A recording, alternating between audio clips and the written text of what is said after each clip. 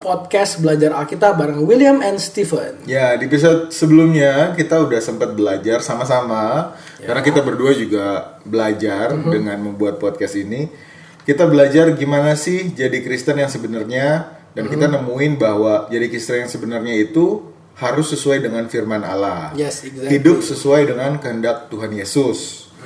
Nah, tapi PR-nya William, dia kemarin menjanjikan bahwa kita harus ngebahas nih gimana sih cara orang untuk hidup sesuai dengan kehendak Tuhan. Karena kalau ngomong doang sih kayaknya gampang gitu.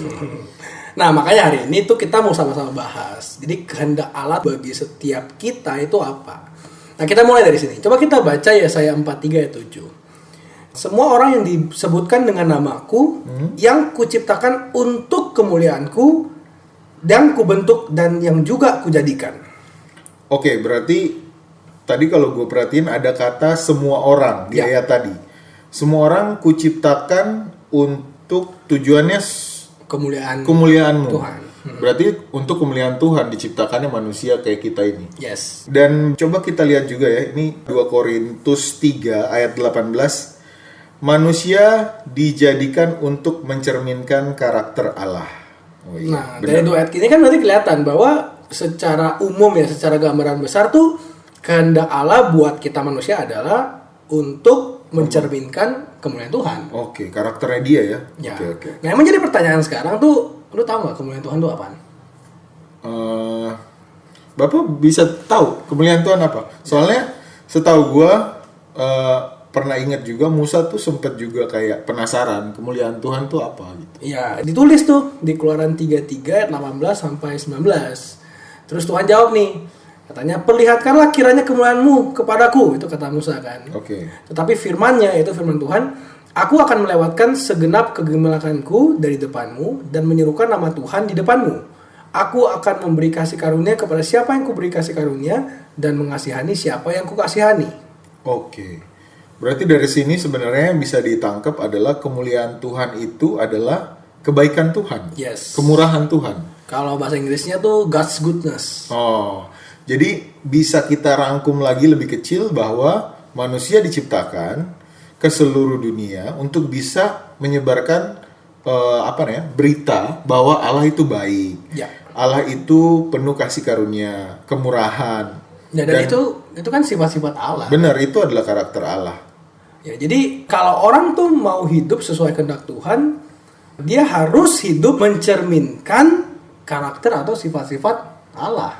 Oke. Cuman masalahnya kita itu hidup di dunia yang sehari-hari kita pengen tahu kehendak Allah spesifik. Nah, yang kita mau cari tahu sekarang, mungkin nggak sih ada kehendak Allah yang spesifik nih buat hidup lu, buat hidup gua, buat hidup teman-teman setiap hari. Oke, ada nggak? Aku pernah baca sih di Efesus 1 ayat 9. Dia bilang, sebab ia telah menyatakan rahasia kehendaknya kepada kita sesuai dengan rencana kerelaannya, yaitu rencana kerelaan yang dari semula telah ditetapkannya di dalam Kristus. Nah, ada satu ayat lagi sih, Yohanes 15 ayat 15. Aku tidak menyebut kamu lagi hamba, sebab hamba tidak tahu apa yang diperbuat oleh tuannya, tetapi aku menyebut kamu sahabat, karena aku telah memberitahukan kepadamu segala sesuatu yang telah kudengar dari Bapakku. Berarti benar, Tuhan tuh bukan cuma secara umum gitu dikasih tahu bahwa lu harus menyebarkan karakter Tuhan, lu harus bilang bahwa Tuhan penuh kasih karunia, tapi dia tunjuk kehendaknya terhadap kita secara spesifik ke masing-masing kita. Dan gue inget tuh ada seorang di Alkitab namanya Abraham. Lu tahu dong Abraham itu siapa? Tahu. Nah, Abraham itu adalah orang yang tahu kehendak Tuhan. Nah, tapi kita pengen tahu nih rahasia kok bisa si Abraham ini tuh tahu kehendak Tuhan. Nah, di Yesaya 41 ayat 8. Tapi gue pengen kita baca bahasa Inggrisnya, karena di sini tuh ada satu hal yang menarik. Dia bilang kayak gini. But thou Israel are my servant. Israel tuh Yakub kan. Oke. Jacob whom I have chosen. The seed of Abraham, my friend. Bro, ini Abraham dibilang God's friend.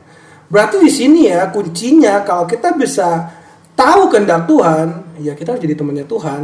Benar. Dan kalau kita berteman, berarti kita harus banyak spend time sama teman kita itu. Of course. Mungkin kita bisa baca di Yohanes 4 ayat 34.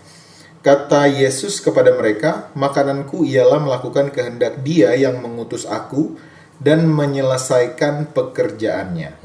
Berarti makanan tadi dibahas. Makananku ialah melakukan kehendak Dia. Berarti kehendak Tuhan itu Ya kayak makan. ya kalau gue sih bisa makan sering ya.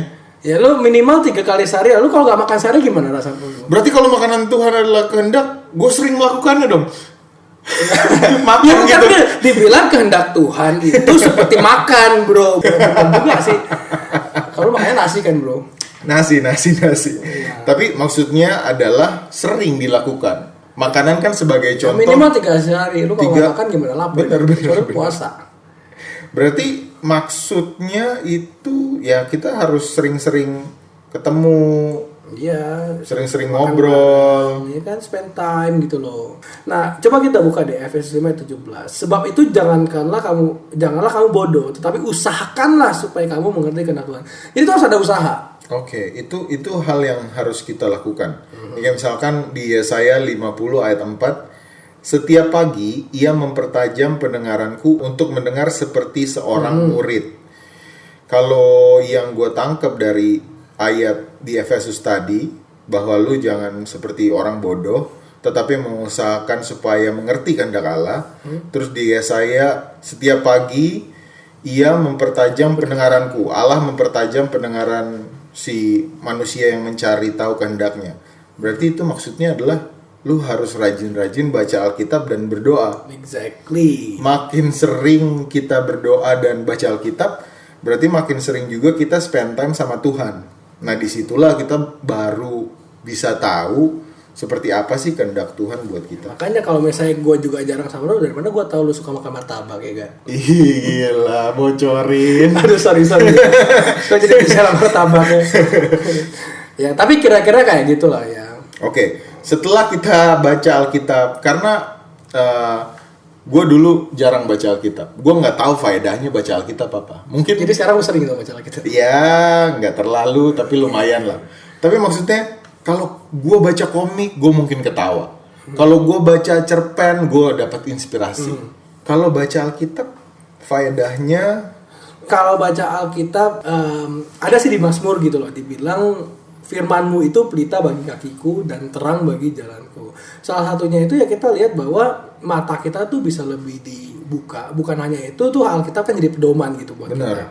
Terus kita juga pernah baca nih 2 Timotius 3 ayat 16 sampai 17. Di situ kan dibilangin ya bahwa Alkitab itu diilhamkan itu bermanfaat buat mengajar, buat menyatakan kesalahan, memperbaiki kelakuan, mendidik orang.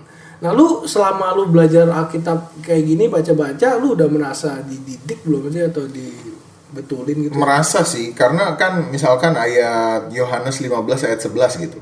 Semua itu kukatakan kepadamu supaya sukacitaku ada di dalam kamu dan sukacitamu menjadi penuh. Berarti lu happy dong sekarang? Jadi happy, beneran happy. Beneran?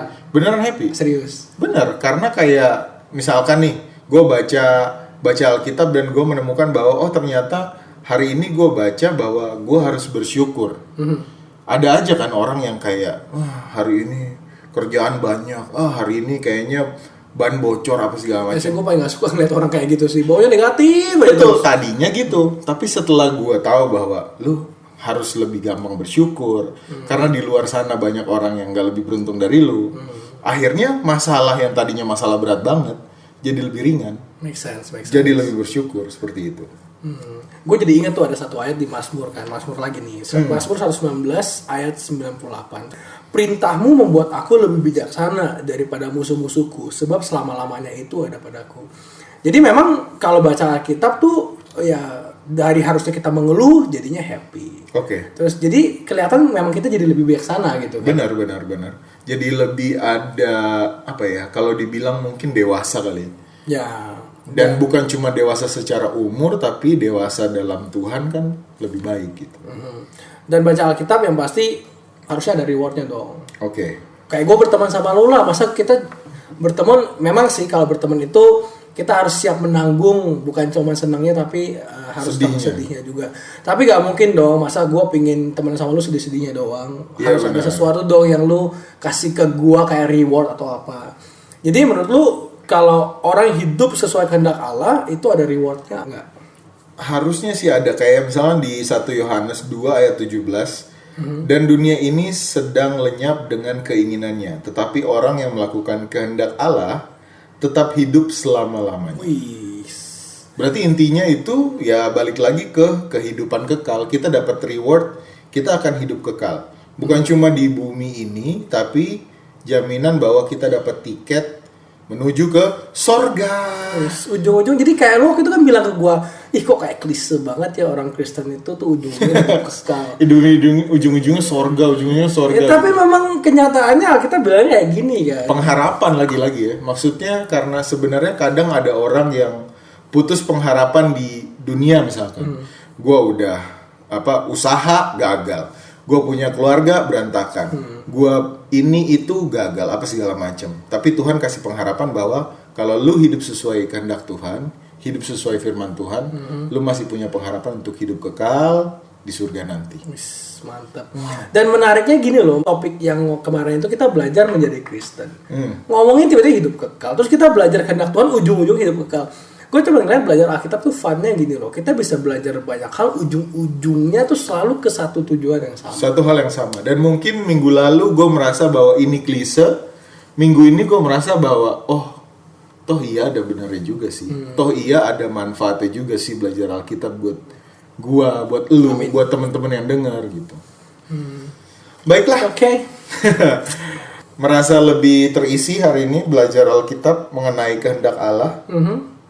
Terima kasih buat yang dengerin. Kalau mau ngobrol-ngobrol sama kita, mungkin ada ide atau kasih saran atau salah tuh ayatnya gitu. Mungkin ada yang detail gitu kan. Salah ayatnya atau harusnya pakai ayat yang ini gitu. Bisa email ke kita di belajaralkitabpodcast@gmail.com. Oke guys, sampai ketemu lagi minggu depan. Terima kasih. God bless you. Bye.